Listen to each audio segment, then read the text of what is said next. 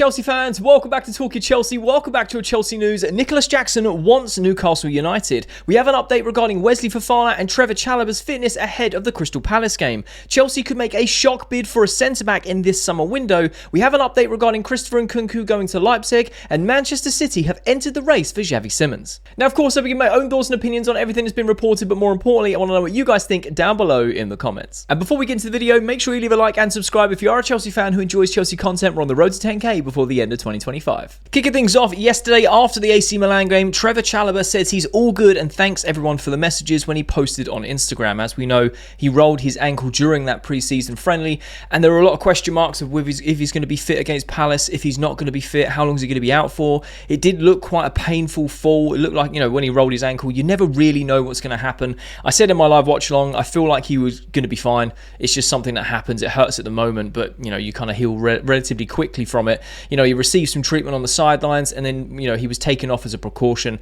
and he was walking back around the pitch. So I felt like he wasn't going to be missing mass amounts of time, and he should be ready for the start of the season. However, Enzo Maresca has spoken on Wesley Fofana and Trevor Chalobah. Maresca said after the game that Fofana could be available for Crystal Palace, yes, and we are very happy because he's a very important player. Trevor's fine. He decided to come off because it was too hot, and then laughs. Look, again, this kind of reiterates, it looked a lot worse than what it is, thankfully. Obviously we know that centre-back situation, things are getting a bit thin right now with Levi Colwell's injury. Yes, we have a myriad of players that can play in that position, but Badiashiel's still injured. Obviously, Fofana is coming back, and Maresca has confirmed he could be available for Palace.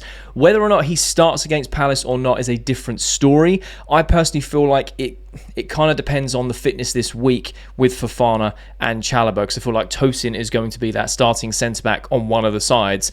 And, we could use Jorel Hato, but I feel like he is going to be rotated with Cucurella, at least to start with. However, you've even got Ashimpong. Does he get a Premier League start this season for the first game? Does he play against Crystal Palace? I feel like it's going to be a race of fitness between Fofana and Trevor Chalobah. I personally feel like it's going to be Chalobah and Tosin as that starting centre-back pairing. But it's very exciting to see Fofana back. A lot of you guys have said in the comments, Fofana, we can't rely upon him. We have to kind of almost imagine that he's not really there because he's constantly injured. He's never retaining fitness for long periods. So we can't really rely on him as much as other players. And a lot of you also said the same about Badiashile. And I totally get that. It's just nice to know that they're in the roster and they're in the squad. And it's a big if they can stay fit, it's a huge plus for Chelsea, because losing Levi Colwill for a season is massive. And it's also an injury we weren't predicting, we weren't seeing coming. So when it came out of nowhere and it was announced, everyone was kind of like, well, what do we do then? But when you really look through the squad, like I said, Renato Vega in yesterday's video, Vega is still being sold. Anselmino will more than likely go on loan, not to Strasbourg, but to another club. If we keep him, that's fantastic, because I feel like there's definitely opportunities to go and get minutes this season. There's also been question marks around Chelsea going back into the market for a centre-back. It was originally misconstrued from what Maresca said, saying we definitely need to strengthen the defence. Originally the reports were saying, he basically come out and said, yeah, that's our priority. We go get a centre back and we get it sorted now. When reality, he was just saying, finding a solution internally. But again, looking at who we've got available, who could be ready for the Palace game, I feel like it's going to be a race of fitness between Fofana and Chalobah. But thankfully, Chalobah is okay. It's just a minor injury that kind of, took him off for precautions. Maresca joking about it being too hot. And to be fair, if you're in the UK, it's going to be a really hot week. So make sure you're staying hydrated.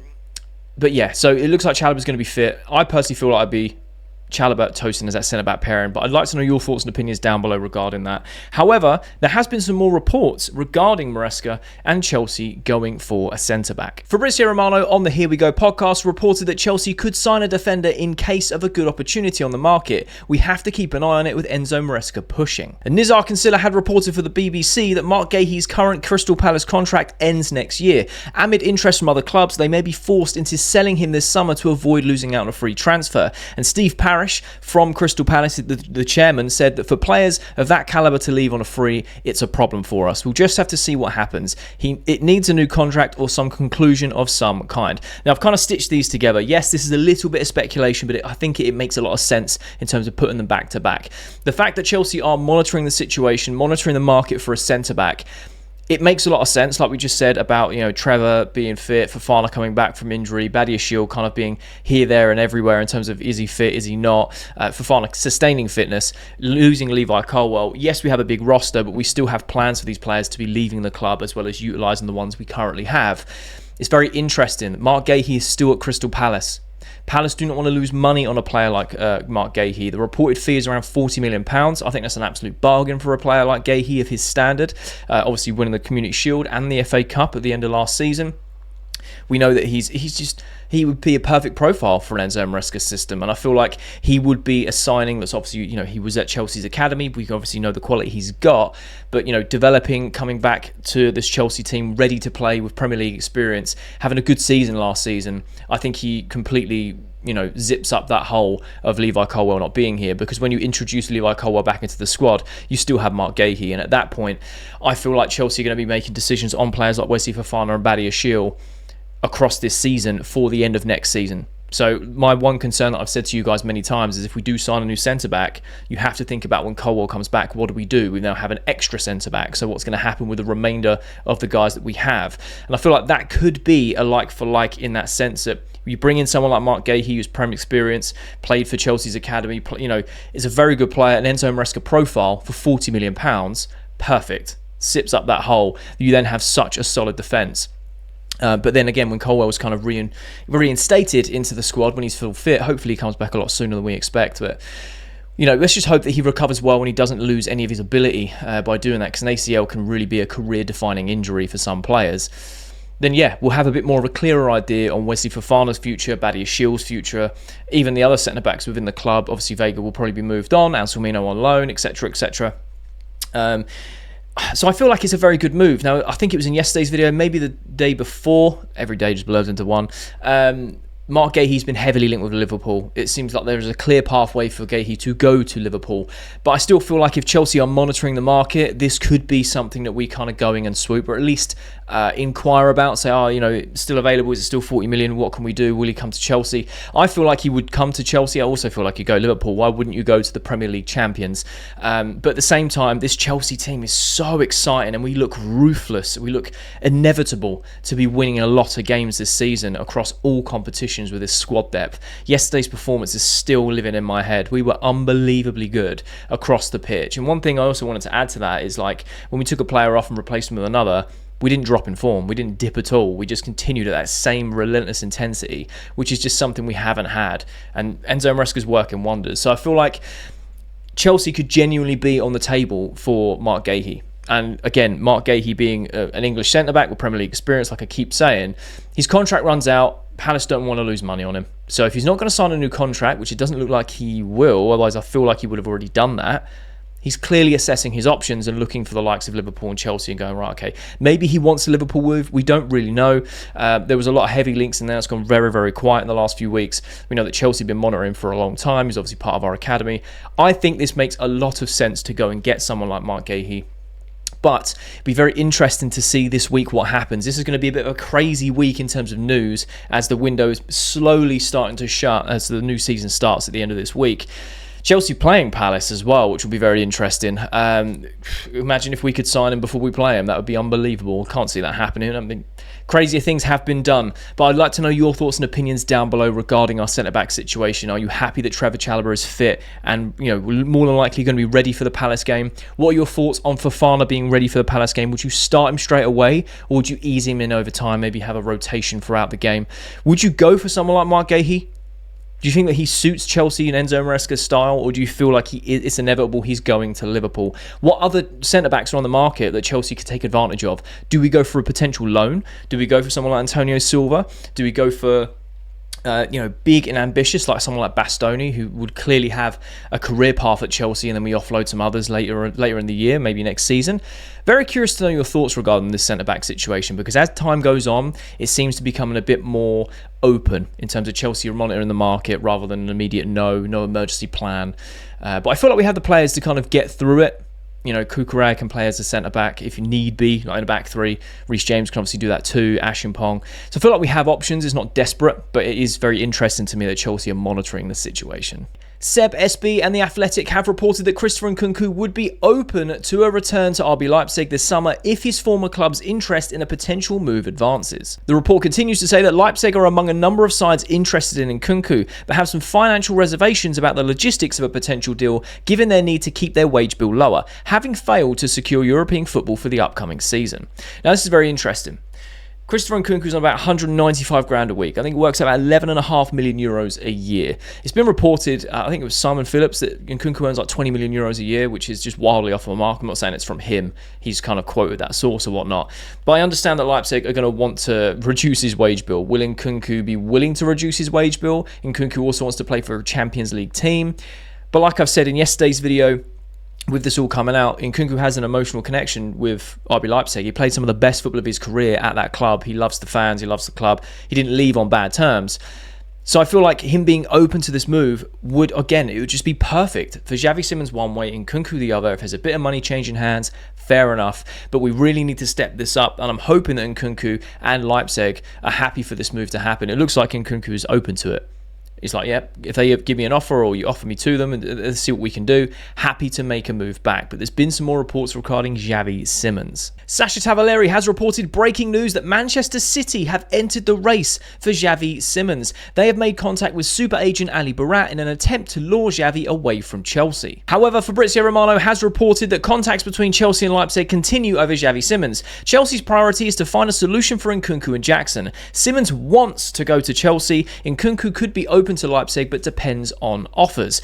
Very, very interesting now. Things are going to start heating up for Xavi Simons. This has been going on a long time. We've made many videos on it. The talk's been going on for like 3 weeks now. They went for a part where it simmered down because Leipzig were focusing on the Sesko sale. They've got that done. Nkunku is open to that return to Leipzig. It looks like Chelsea and Leipzig could be doing a potential swap deal. We did it in yesterday's video. This is kind of the spillover this morning that things seem to be developing where Nkunku is open to that. Open to the move back. Simons wants to go to Chelsea, but now you've got the likes of Manchester City looking to enter the race for Xavi Simons, and this could be a massive dent in these negotiations because even though Xavi Simons wants to go to Chelsea, the lure of Manchester City makes a lot of sense for a lot of players because he would really elevate that Manchester City team who are currently going for a rebuild. I think he'd play amazing in a Chelsea team. He would be perfect in that like the left half spaces, working alongside Palmer and other players. Very versatile player in an Enzo Maresca system. And it's kind of been like nailed on that he's going to Chelsea. This could be the spanner in the works if Chelsea don't step things up and go, do you know what? We either pay the money that Leipzig want or we get this Nkunku swap deal over the line. And I feel like this week, this is where things are really going to ramp up in terms of news, in terms of negotiations and opportunities in the market because the window is slowly, very slowly coming to a close and it's catching a lot of clubs off guard with how close that's going to be. Yeah, I mean, look, what is it? 11th of August right now. So you think, oh, there's loads of time. But the leagues will start up at the end of this week. Once you get started into that rhythm, the days go into the next days, it goes into weeks, and all of a sudden the window's shut before you know it. I feel like Enzo Maresca is the type of manager that would want someone like Xavi Simons involved with his squad as soon as possible to get him involved in these campaigns and all of these games. And I feel like the period for Chelsea specifically between the start of the season and that first international break is so integral in terms of getting points on the board, bedding ourselves in with our current momentum because we look unbelievable right now, and then some of the players getting some well-deserved rest over that international break. Now, some will go onto international duty, etc., but there'll be big pockets of the squad that do get rest as well, which is very important. Also gives new signings a chance to get a good run out and then a bit of a break and then come back into the team after that international break. So it's going to be very interesting to see what Manchester City do, how reliable, Sasha Tavaleri is usually pretty spot on, but in terms of what Man City's intentions are they doing this to try and speed things up? Are they just genuinely curious? Do they really want to go for Xavi Simons? Because Man City are going to be a club that don't mess around in the transfer market and will just pay the money that Leipzig want. And I really don't want Chelsea to fumble this deal based on the fact that Man City have come in and gone, oh, forget all that swap stuff. We'll just give you the money, mate. Because at the same time, for Leipzig, they know Simons wants to go. They know they're not going to keep him as part of the squad.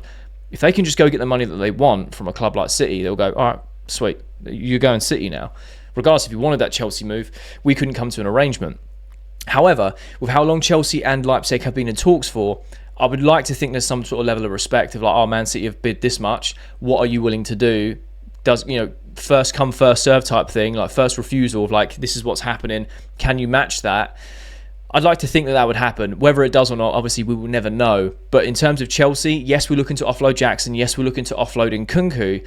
But I don't want that to be the reason that we miss out on a player like Xavi Simons, because I feel like we can still offload these two players to different clubs if needed, because we do have that little bit of time, and we are being very urgent and aggressive in the market with our buying and with our selling. This deal was just taken so long to get over the line. And I feel like, yes, it's a complicated deal to get done. There's lots of moving parts for this. Leipzig have just sold Sesko. They're also going to lose Xavi Simons. They're two best players in the squad. It's tough on them. They don't want to just kind of go, yeah, all right, whatever. At the same time, Chelsea have got to offload a load of players because of UEFA regulations in terms of registering new players for the new season. So we've got to also balance things and juggle things. We sold 3 players last week in 24 hours. Like, we are being very aggressive in that sense. But we're also trying to find the best suitors for Nkunku and Jackson. We're going to speak about Jackson in just a second.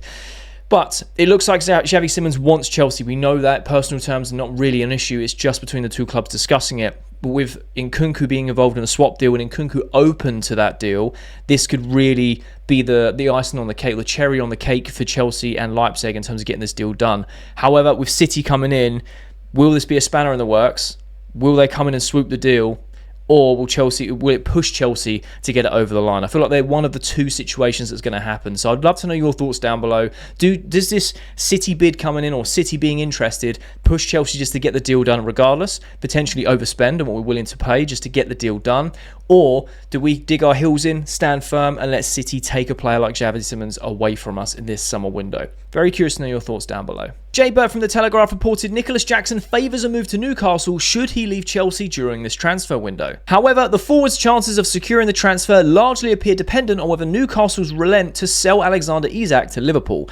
This is, again, we seem to be in a position where we're waiting for things to happen, a domino effect to fall into place.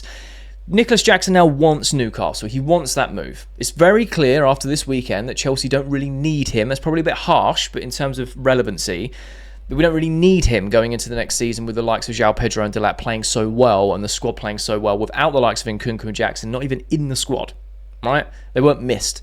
I kind of look at the performances over the weekend and go, I don't know where Nkunku plays. I don't know how Jackson gets in the team. Now, it could just be recency thing of like how well we've been playing. It could bite us in the bum later in the season because we want that versatility. However, it's looking likely that these players are going regardless of what we think. And fair enough, secure the bag. If we're going to offload these two to bring in Garnacho and Xavi Simons, cool. It is what it is. Garnacho is a separate thing entirely. We spoke about him loads. You guys have made your thoughts and opinions very clear on Garnacho. We're not going to speak about him in this video. But in terms of Nkunku and Jackson now wants to leave Chelsea. He's exploring his options. We've reported on that. He now wants that Newcastle move. It does wholly depend on if Newcastle are going to sell Isak to Liverpool or not. Now, Newcastle are also, I think Koulibaly, they're involved in negotiations with that. Apparently, he might be going to Juventus now. Something along those lines. I've seen glimpses. I've not really read into it too much, so obviously it's not gospel. But it looks like Newcastle may have another potential rejection in the market for a striker that they're going for. They're keeping their eye open. They're trying to do everything they can to secure some signings, and everyone's saying no. You now have Nicolas Jackson who's like, oh, yeah, I'll go Newcastle. I'll do that. I'll be the man there. I want to feel special. Let me go to Newcastle. Newcastle flat out said they don't want to sell Isak, which I think is a horrendous move in terms of the player and the club's relationship. I know Isak hasn't been a saint about dealing with it in the right way, and I'm not, condoning the behaviour that he's done, but at the same time, he's very evident that he wants to leave. Liverpool are very evidently interested in Isak. Now, they do need to put in another bid, because if they don't, Isak's going nowhere. They rejected the first bid. But keeping a player at a club he doesn't want to be at and expecting him to play to the highest level as a professional, there's only a certain calibre of players that can do that. And I feel like Isak's given everything for Newcastle since he's come into that club, helped them secure their first trophy in a long, long time. And he's made it clear he wants to leave. And Newcastle were kind of like, nah, we don't want to, because we want to get our money's worth. But because you want to leave, Newcastle are trying to lowball us, and we're not happy with the money that they've offered. However, we're sitting over here with Jackson going, hey, you can go Newcastle, but we've just got to wait for that domino to fall. And it's just getting very cold feet, very antsy. Is it going to happen? Is it not going to happen? Because if it doesn't happen, Jackson stays at Chelsea, I don't know how much we'll see him play this season, because the way that João Pedro and Delap are playing two different profiles, but how well they're playing currently, I don't see a pathway for Jackson back into this team. And like I said earlier in the window, I'm happy if Chelsea keep Jackson or sell him. If we sell him for profit, cool. If we keep him, cool, he can develop. But as time's going on, I don't see a way for him back. I really don't. Same with Nkunku. We clearly want to offload him.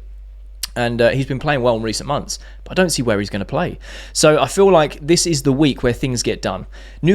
Jackson now wants Newcastle, which is a good move for securing that deal at that end, if Newcastle and Liverpool can come to some sort of arrangement for Isak.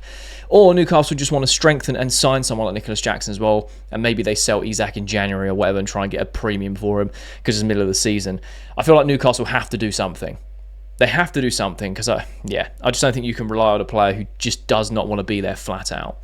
And obviously with the Simons and Nkunku swap deal, looks like it's advancing, and both players, Xavi wants to come, Nkunku's happy or open to the likes of going back to Leipzig. He just wants to play Champions League football, and Leipzig missed out on qualification for this season. So the interest to see how that goes. But again, that deal can have a spanner in the works of Man City coming in and wanting Xavi Simons. So it's going to be very interesting to see what happens. And I'd like to know your thoughts and opinions down below regarding Jackson to Newcastle. Now that he wants the move, is there a way that Chelsea can try and push it to get it secured, signed, sealed and delivered? Or are we at the mercy of Newcastle selling Isak for Jackson to move? Because what do you think happens if Chelsea keep Jackson? Do you see a way for him to come back into the team?